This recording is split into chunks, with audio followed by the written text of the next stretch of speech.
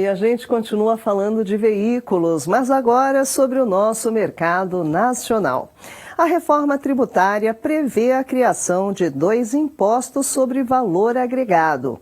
O Imposto sobre Bens e Serviços, que substituirá o ICMS dos estados e o ISS dos municípios. E a Contribuição sobre Bens e Serviços, que vai unificar os tributos federais, que é o PIS, COFINS e IPI. A ideia do novo desenho é que não haja tributação cumulativa em cascata, como acontece hoje. E para entender um pouquinho mais sobre isso, como vai afetar o setor automotivo, vamos receber agora o colunista do Olhar Digital, Carlos Matos. Vamos lá? Deixa eu colocar o Carlos aqui na nossa tela para a gente falar aí um pouquinho sobre o nosso mercado nacional e essa reforma tributária. Carlos, boa noite, muito bem-vindo à edição do Olhar Digital News. Boa noite, Marisa. Boa noite aos amigos do Olhar Digital.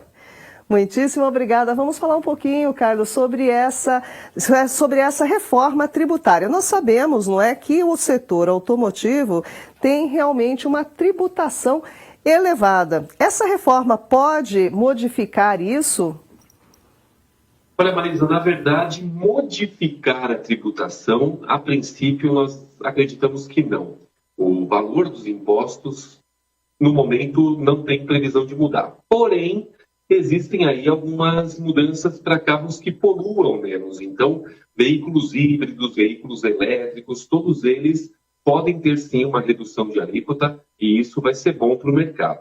Mas ainda não tem nada definido, porque somente em 2025 que esse texto vai ser aprovado, então nós teremos aí algumas camadas, né? Veículos que poluem menos vão ter, obviamente, um desconto maior nos impostos, porém, veículos que poluem mais, veículos principalmente movidos a gasolina, terão sim um imposto um pouco maior e isso pode encarecer o produto. Agora, Carlos, falando em encarecer, por que o preço dos carros no Brasil subiu tanto nos últimos tempos? É questão somente tributária? Não, né? Não, na verdade não, porque praticamente os tributos não tiveram, né, nenhum tipo de aumento nesses últimos anos. O que mudou bastante foi por conta da pandemia, né? Nós tivemos aí a questão dos semicondutores, que a oferta escassa acabou gerando um aumento de preços, até para controlar um pouco, né, desses produtos, e isso, consequentemente, fez com que os carros aumentassem de preço. Alguns carros até ficaram sem alguns equipamentos por algum tempo, né, por conta desses semicondutores, tiveram produções paralisadas, inclusive, mas eu acho que o principal ponto foi a alta do dólar, porque justamente tudo acabou encarecendo, né? E como os carros utilizam muito desses componentes que são importados, esses semicondutores principalmente, a alta do dólar acabou impactando diretamente nesses valores.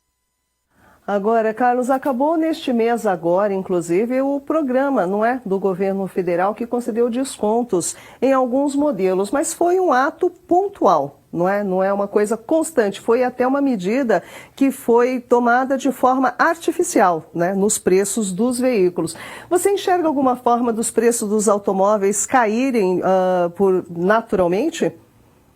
Olha, a única forma desses preços baixarem naturalmente, eu acredito que com a normalização dos equipamentos, como eu falei dos semicondutores, né, que ainda não foi normalizado, inclusive a indústria prevê que 2024 ainda tenham dificuldades para isso, e aí, no final das contas, isso pode acabar trazendo uma redução do preço desses equipamentos e aí, consequentemente, a queda dos preços. Porém, também, nós temos aí a questão do dólar, que está bastante alto, e com a queda do dólar, isso pode ocasionar, de fato, a baixa dos preços. Mas ainda é algo que a gente não sabe exatamente se vai acontecer, depende de uma série de cenários econômicos, viu, Marisa? Pois é, Carlos. E aproveitando a sua presença, qual é a expectativa do setor automotivo para os próximos anos, né? Até baseado numa eventual reforma tributária que pode até trazer algum benefício ou não para o mercado, mas qual é a expectativa? Temos aí os veículos elétricos querendo tomar mais espaço no mercado, mas os preços ainda são elevados. Qual é a expectativa do segmento? Olha, a expectativa do segmento é boa, tá? Embora a gente veja aí que Muitos carros, muitas montadoras estão trazendo aí os seus lançamentos. O que a gente vê, principalmente com os carros elétricos, é que cada vez mais eles estão se equiparando com os preços dos veículos a combustão, né? Nós vimos aí recentemente a BYD, por exemplo, que lançou o novo carro, o Dolphin, né? Que no final das contas ele é um carro que custa menos do que a maioria dos elétricos e, consequentemente, custa o mesmo do que alguns veículos a combustão aí, com muito mais equipamentos e a vantagem de ser elétrico, né? Mas eu acredito que a previsão do setor automotivo é muito baseada principalmente na nossa redução tributária, né? Aliás, nessa reforma tributária, que vai fazer com que um impacto de 1,2% aproximadamente, que existe de taxas administrativas, né, possa ser liberado aí para pesquisa, desenvolvimento, que geraria uma economia de 4 bilhões por ano. Isso pode também trazer uma redução nos preços, mas eu acho que a eletrificação ela está muito atrelada a essa questão tributária também, viu, Marisa? Tá certo, bom, vamos acompanhando bem de perto aí o segmento. Carlos Matos, muito obrigada pela sua participação, voltamos a falar em breve. Obrigada, boa noite. Obrigado, Marisa, boa noite, até a próxima. Até uma próxima.